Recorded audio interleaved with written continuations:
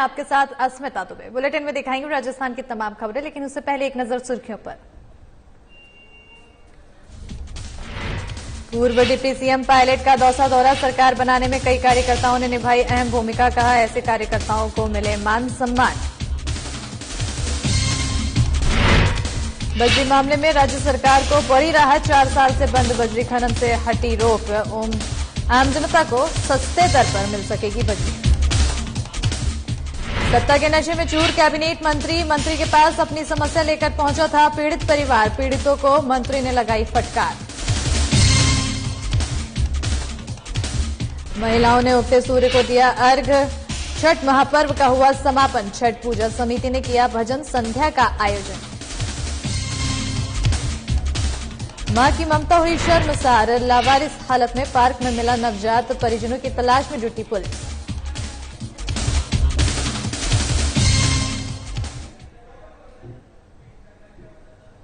चलिए खबरों की शुरुआत करते हैं, जहां राजस्थान सरकार का महत्वाकांक्षी अभियान प्रशासन गांवों के संग अभियान 2021 2 अक्टूबर से शुरू हुआ था। मुख्यमंत्री अशोक गहलोत ने गांधी जयंती पर इसका आगाज किया था। इस अभियान का उद्देश्य था कि आम लोगों की परेशानी को दूर किया जा सके, जनता को अपनी समस्याओं के समाधान के लिए जगह जगह ना भटकना पड़े।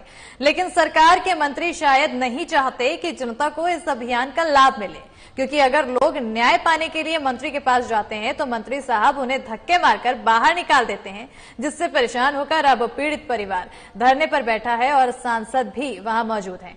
इसी पर आधारित देखिए हमारी इस खास रिपोर्ट को।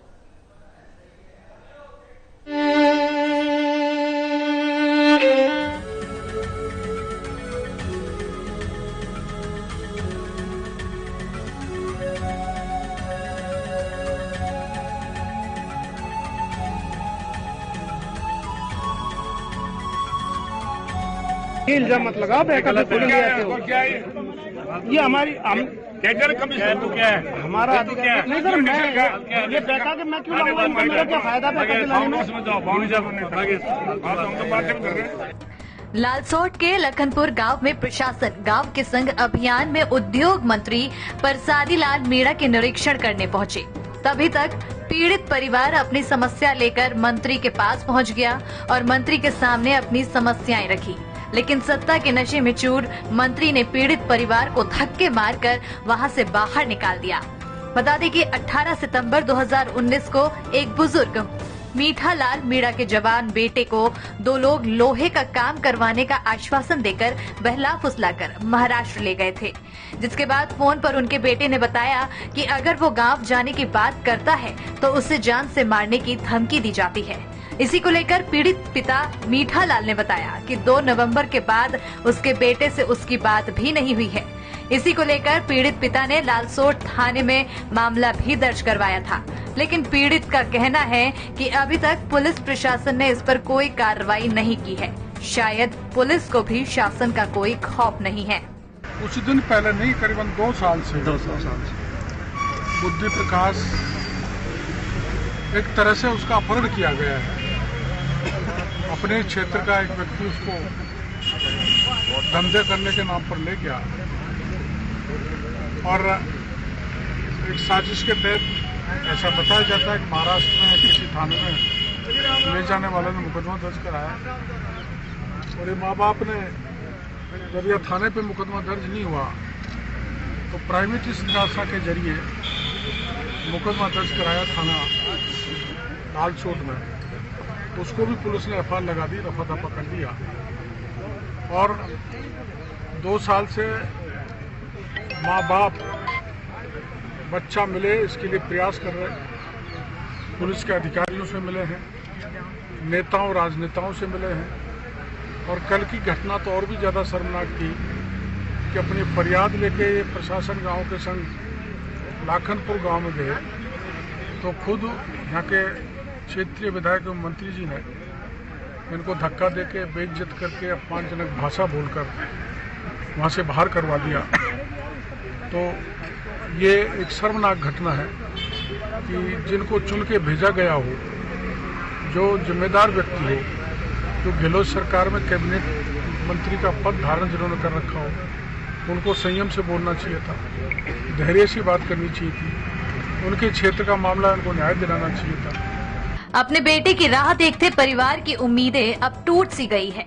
बाबा आपका क्या नाम है? हमारा नाम मीठालाल मीणा। बेटो कब से घूमे आप? बेटो हमारा बुद्धि प्रकाश।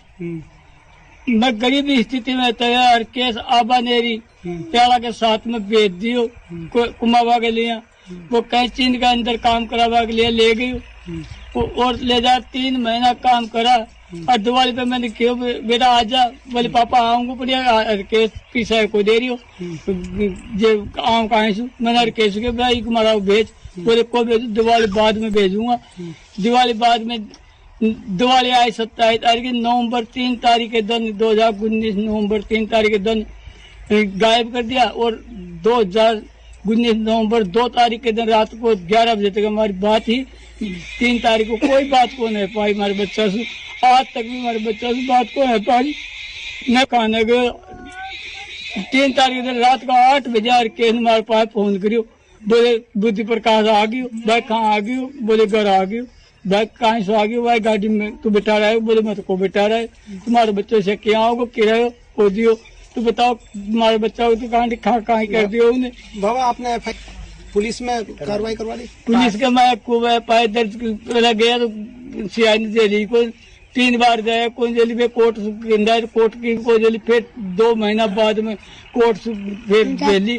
और जब एफआईआर लगाए तो एफआईआर के मैं पुलिस का ने बोले हम कार्रवाई करेंगे सीआई भी है, बोले कार्रवाई करेंगे, तो सीआई और कार्रवाई कुछ भी नहीं किया। आज तक भी उनकी गद्दारी के बाएं बोल में आता है, वे पैसे खाए हैं और केस की तरफ भी बोले हैं। और फिर मंत्री के पास मिला या 18 तारीख को मंत्री ने उठे सहयोग किया, बाद में मिला नहीं जयपुर बुगला पे, तो मंत्री दूसरा उल्टा बोल गया। मंत्री ने एसपी के पास भेज दिया, एसपी बोला यार केस का क्या दोष है, वो तो कुमाने खाने गया था। तो एसपी की भी गद्दारी पाई, कलेक्टर की भी गद्दारी पाई। जब मैं देवता दराड़ा दोगता रहा, पंचायत जोड़ता हो, खूब डोजा दे दी हो, बाकी मैं पूरा इतिहास हमारे बेटो आज तक भी को आप पाई। पूरा परिवार सदमे में है। पीड़ित परिवार ने सरकार के उद्योग मंत्री परसादी लाल मीणा से उम्मीद करते हुए अपनी आप बीती सुनाई और मदद के लिए हाथ फैलाया।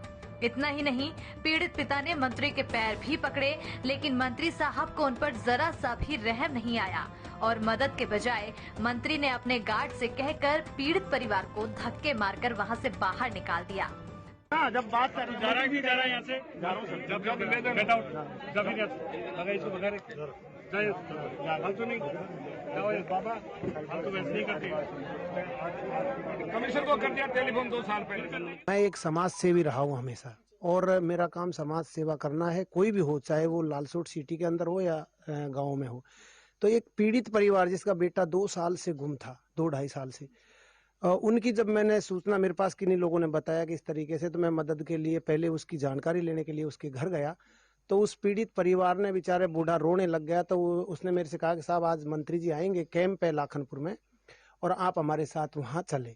तो मैं उनके साथ चला गया था। मुझे भी उम्मीद थी कि मंत्री जी से रूबरू होकर इनकी कुछ कहेंगे हम और रिक्वेस्ट करेंगे मंत्री जी से, और मंत्री जी इनका कुछ काम करेंगे, क्योंकि बेटा गुम है, जिसका बेटा गुम है तो वो कहाँ जाएगा। और मंत्री जी, लेकिन मंत्री, मुझे पता नहीं था, मंत्री जी का एक अलग ही एटीट्यूड देखने को मिला वहां पर।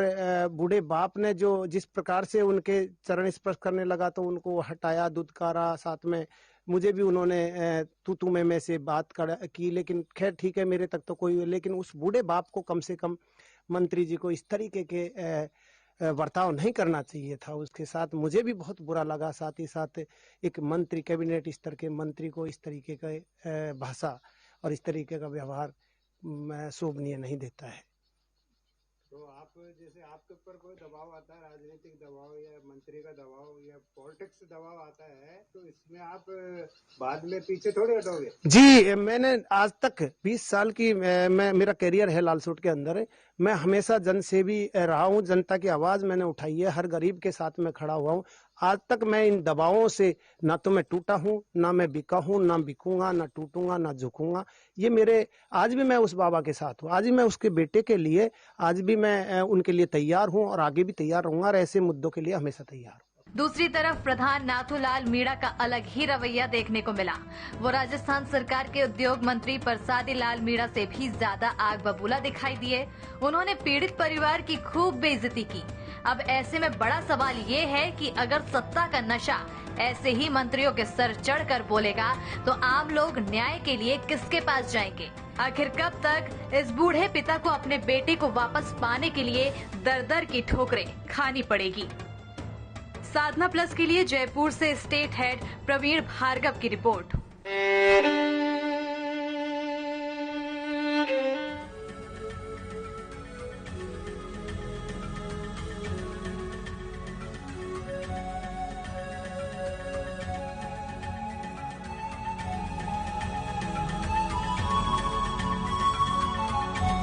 इल्जाम मत लगाओ,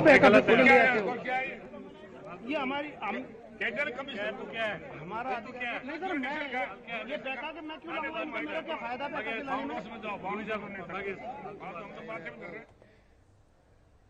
तो देखा आपने किस तरह से सत्ता के नशे में एक मंत्री चूर है। ऐसे में अब सवाल ये उठता है कि जब जनप्रतिनिधि द्वारा इस तरह का रवैया रखा जाएगा और इस तरह से उनकी परेशानी को समझने के बजाय उनको फटकार लगाया जाएगा तो आखिर जनता आखिर किसके पास, किसकी शरण में जाए? और इसी खबर पर ज्यादा जानकारी के लिए हमारे साथ स्टेट हेड प्रवीण भार्गव जुड़ चुके हैं।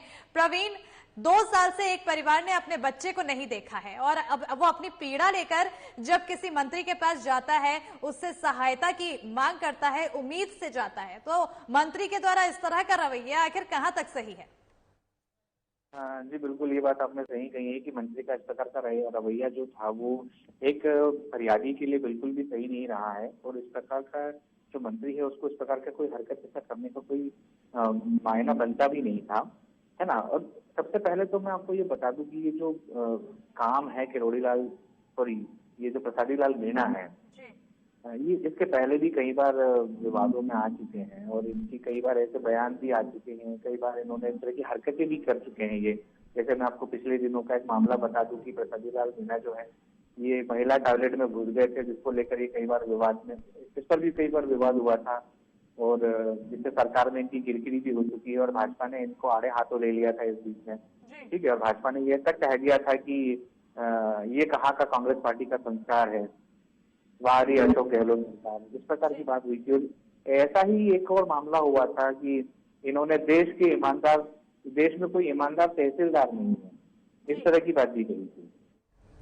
जी प्रवीण जी, तो साफ तौर पर समझ में आ रहा है कि छवि कितनी बेकार है मंत्री जी की, क्योंकि महिला टॉयलेट में घुसते पाए गए और अब पीड़ित परिवारों के साथ इस तरह से फटकार लगाते गए, इस तरह से बदसलूकी करते गए। हमारे साथ राम अवतार जोरावल भी जुड़ चुके हैं जो कि समाज सेवी हैं।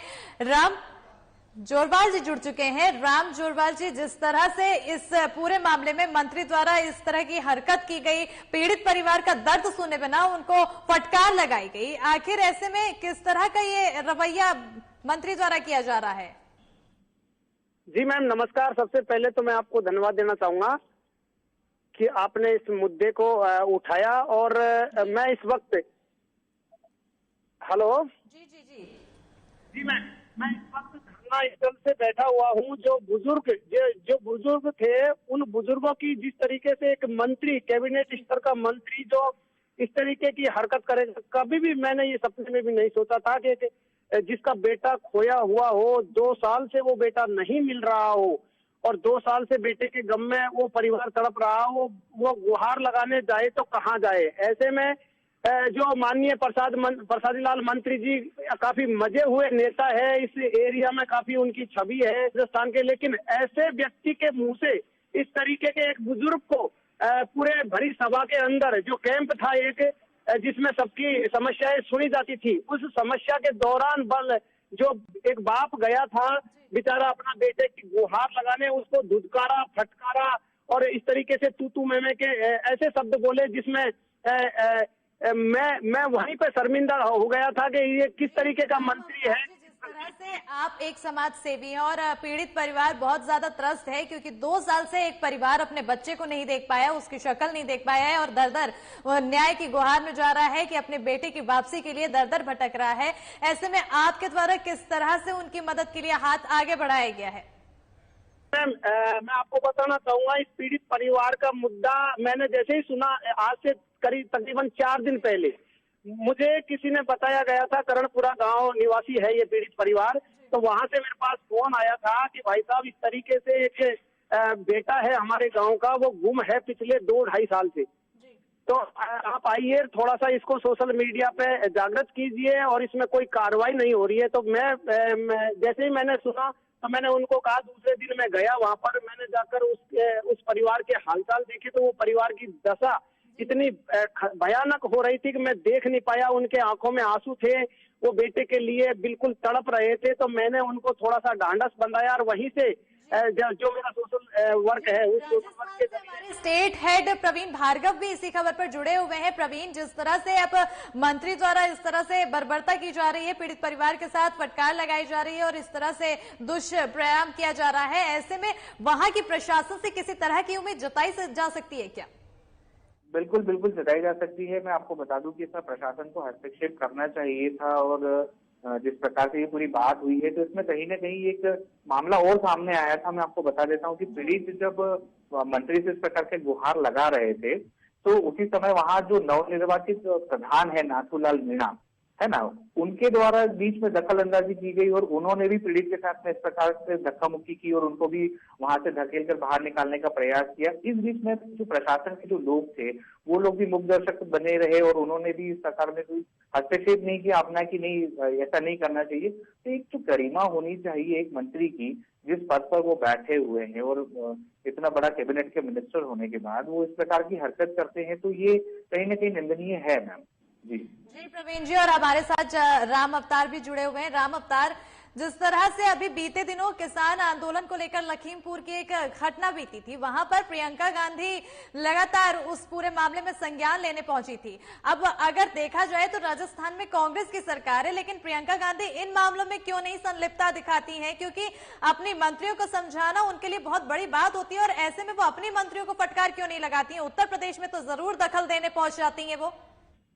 जी जी बिल्कुल बिल्कुल। मैम मैं ये कहना चाहूंगा, किसानों के मुद्दे पर ये लोग वैसे भी इन्होंने जो वोट लिया था तो सबसे पहले इन्होंने ये अनाउंसमेंट किया था, इनके नेताओं ने, कांग्रेस के बड़े अधिकारियों ने, आला अधिकारियों ने, कि हम किसानों की सब्सिडी माफ करेंगे, इनको इनके ऋण, बैंक ऋण माफ करेंगे। लेकिन ये ऐसे मुद्दों पर सिर्फ राजनीति करने के लिए ऐसे बयानबाजी करते हैं। जैसे प्रियंका, आपने बताया प्रियंका जी ने वहां यूपी के अंदर किसानों के मुद्दे पर, राजस्थान में इनके मंत्री ही इनसे काबू में नहीं आ रहे हैं। ये क्या किसानों की मदद करेंगे? क्या ये जैसे कि आप समाज सेवी हैं, ऐसे में अब देखा जाए तो हाथरस कांड हो, तो चाहे या फिर लखीमपुर की बात हो या फिर किसान आंदोलन हो, दिल्ली में बैठे किसान हो, उनके पास लगातार प्रियंका गांधी और राहुल गांधी पैदल चले जाते हैं और उनकी समस्याओं को सुनने की बातें करते हैं। हालांकि उत्तर प्रदेश में अभी चुनाव नजदीक है, राजस्थान में चुनाव नहीं है फिलहाल में, तो क्या चुनाव को देखते हुए ही कांग्रेस के मंत्री और प्रियंका गांधी जो जनप्रति जो आला कमान है वो अपना रवैया बदलते हैं? क्योंकि उत्तर प्रदेश में चुनाव है तो वहां पर सक्रियता बढ़ी हुई है, और ऐसे में आप जो समाज सेवी हैं, आखिर इनके इस तरह के बर्ताव को क्यों नहीं उजागर करते हैं? जी मैम, ये बर्ताव तो अक्सर सारी पार्टियों का देखा जाता है। जहां चुनाव होते हैं ये वहां पैदल भी जाते हैं, रोटियां भी खाते हैं, और एक गरीब के घर मतलब झूठे उनका नाटक ढोंग विद्या करते हैं। ये सारी राजनीतिक दलों का ये होता है। लेकिन कहीं न कहीं मैं कांग्रेस पार्टी के लिए इसलिए कहना चाहूंगा कि वो हमेशा ये नारा देती है कि हम गरीबों के साथ है। एक तरफ तो वो ये नारा लेकर चलती है, हम किसानों के साथ है, गरीबों के साथ है। दूसरी तरफ एक गरीब, एक लाचार, एक विवश पिता, एक यहाँ के कैबिनेट मंत्री जो वर्षों से यहाँ पर राज कर रहा है, पूरे उसका कैरियर ही राजनीति में चला गया है। कम से कम 6 बार वो विधायक बन चुका है, 3 बार वो मंत्री बन चुका है। जी, अपने बच्चे की तलाश कर रहा है, 2 साल से विधायक बन चुका है, 3 बार वो मंत्री बन चुका है। जी, और जी राम अवतार, जिस तरह से अभी देखा जाए तो पीड़ित परिवार 2 साल से अपने बच्चे की तलाश कर रहा है, 2 साल से उनका बच्चा उनके पास नहीं पहुंचा है। ऐसे में उन्होंने प्रशासन की तरफ भी गुहार लगाई थी, केस दर्ज किया था, लेकिन प्रशासन भी चुप्पी साधे बैठा है, प्रशासन भी किसी तरह के संज्ञान नहीं ले रहे इस पूरे मामले में। जी मैम, प्रशासन की जहां तक बात आए तो प्रशासन का, जब मैंने इस केस के मामले में छानबीन की कि इस केस में जो FIR दर्ज हुई थी लालसोट में 10/12/2019 को ये FIR दर्ज हुई थी, तो उसमें मैंने देखा मैं कि क्या चल रहा है, तो मैंने जाके इंक्वायरी की, तो उस केस में 23/10/2020 को CO साहब के आदेश से FIR लगा दी गई है, कोई कार्रवाई नहीं है। तमाम जानकारी के लिए बहुत बहुत शुक्रिया। हमारे साथ जुड़ने के लिए राम अवतार जी, साधना प्लस न्यूज के साथ जुड़ने के लिए बहुत बहुत शुक्रिया। तो प्रवीण हमारे साथ जुड़े हुए हैं। प्रवीण, जिस तरह से प्रशासन गांवों के संग अभियान 2021 चलाया जा रहा है और इसके तहत यही भावना है कि गरीबों की जो भी समस्याएं हैं उसको पूरी की जाए, उनकी समस्याओं का समाधान किया जाए, आखिर ये जो अभियान है ये धरातल पर सिर्फ अभियान मात्र नाम बनकर ही चल रहा है, क्योंकि चुनाव नहीं है वहां पर, तो ऐसे में जो आला कमान है और जो मंत्री हैं वो ऐसा रवैया अपनाएंगे कि वहां पीड़ित लोगों को, वहां गरीबों को इस तरह की हालत हो जाएगी और वो अपनी समस्या लेकर दर दर भटकेंगे। जी बिल्कुल सही बोल रहे हैं आप, क्योंकि देखिए जिस प्रकार से प्रशासन की मंशा रही है कि ये जो कार्यक्रम है, इस कार्यक्रम की मंशा यही रही है कि लोग इससे जुड़े, ज्यादा से ज्यादा लोग जुड़े और प्रशासन जो है गांव के साथ जुड़कर लोगों की मदद कर पाए, उनकी समस्याओं को सुन पाए। और इसके लिए उन्होंने मंत्री और विधायकों को इस काम के लिए सौंपा है कि भाई हो सकता है कई बार अधिकारी, प्रशासनिक लोग जो होते हैं वो नहीं सुन पाते या नहीं कर पाते, तो उन्होंने अपने नेताओं को बीच में, पब्लिक के बीच में उतारना शुरू किया है। सरकार की ये जो अच्छी महत्वाकांक्षी जो बात है, इसमें कहीं ना कहीं मेरे हिसाब से अच्छा भी है कि चलो ठीक है, लोग कम से कम एक नेता से अपनी बात कहने के लिए पहुंच तो जाएंगे। लेकिन जब इस प्रकार के जो नेता है जो अपनी सत्ता में चूर है, नशे में चूर है, सत्ता में नशे में चूर होने के बाद इस प्रकार से लोगों के साथ, पीड़ित लोगों के साथ जो अपनी समस्या लेकर उनके पास आते हैं, उनकी समस्या सुनने की बजाय सिर्फ और सिर्फ उनको इस प्रकार से दुष्कार कर भगा देते हैं, ये तो कोई न्यायोचित बात नहीं होती है।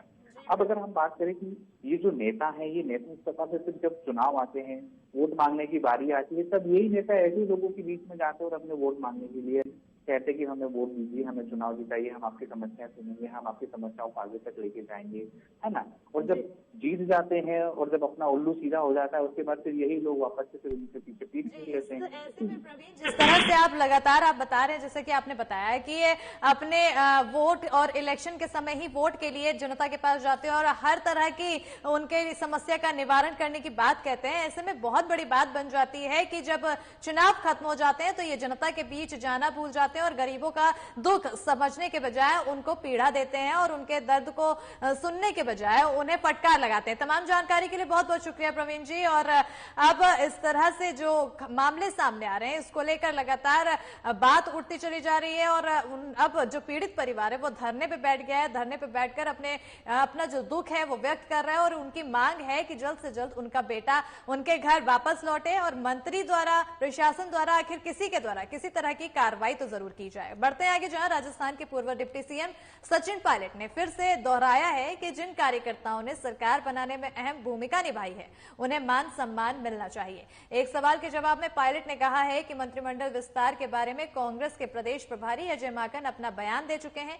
इस संबंध में वो गत दिनों कांग्रेस के महासचिव केसी वेणुगोपाल से भी मिले हैं। उन्होंने कहा है कि मंत्रिमंडल का विस्तार हर सूरत में होना तय है। इस बारे में AICC विचार कर रही है।